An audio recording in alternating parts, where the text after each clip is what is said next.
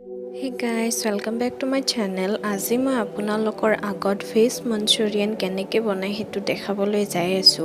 ভিডিওটো ষ্টাৰ্ট কৰাৰ আগতে আপোনালোকে যদি মোৰ চেনেলটো এতিয়ালৈকে সাবস্ক্ৰাইব কৰা নাই তে সাবস্ক্ৰাইব কৰি দিব আৰু এই ভিডিওটো যদি আপোনালোকৰ ভাল লাগে তে লাইক কৰি দিব। সো বলক ভিডিওটো ষ্টাৰ্ট কৰো। ফাৰ্ষ্টতে মই কেটামান আলু বইল কৰি লৈছো, বইল কৰি খানি লৈছো। তাৰ পিছত ইয়াতে অলপমান নিমখ দিম। তাৰ পিছত জালচিনি পাউডাৰ, জিৰা ধনিয়াৰ পেষ্ট দিম। তাৰ পিছত অলপমান আটা দিম আৰু ইখিনি ভালদৰে মিক্স কৰি লম। মিক্স কৰি এনেকৈ বল বনাই লৈছো। এটা কেৰাহীত তেল যেতিয়া গৰম হ'ব তেতিয়া এই বলগিটা মই দি দিম আৰু ভালদৰে ভাজি লম।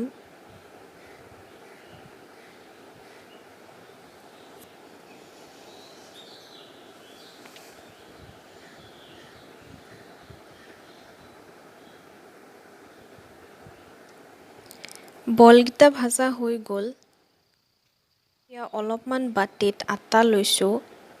লোৱাৰ পিছত ইয়াতে ভিনেগাৰ দিছো, সয়া সস দিছো আৰু অলপমান পানী দি গোটেইখিনি ভালদৰে মিক্স কৰি লম।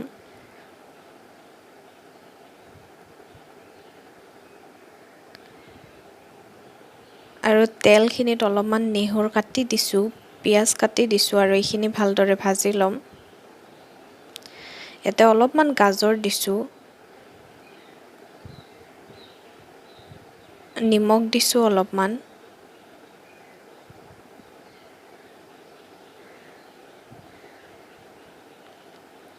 আৰু ইয়াতে এটা মই টমেটোৰ পিউৰি বনাইছো, সেইখিনি দি দিম।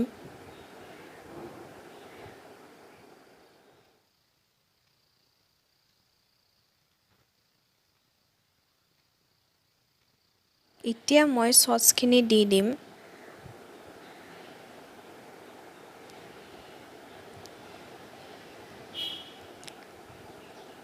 তাৰ পিছত ইয়াতে মঞ্চুৰিয়ান বলখিনি দি দিম। দিয়াৰ পিছত ভালদৰে গ্ৰেভিটোৰ লগত মিক্স কৰি লম আৰু ওপৰত অলপমান এনে পিয়াজ দি দিছো। সো গাইস, আমাৰ ভেজ মঞ্চুৰিয়ান হৈ গ'ল। আপোনালোকৰ এই ৰেচিপিটো কেনেকুৱা লাগিল জনাবলৈ নাপাহৰিব।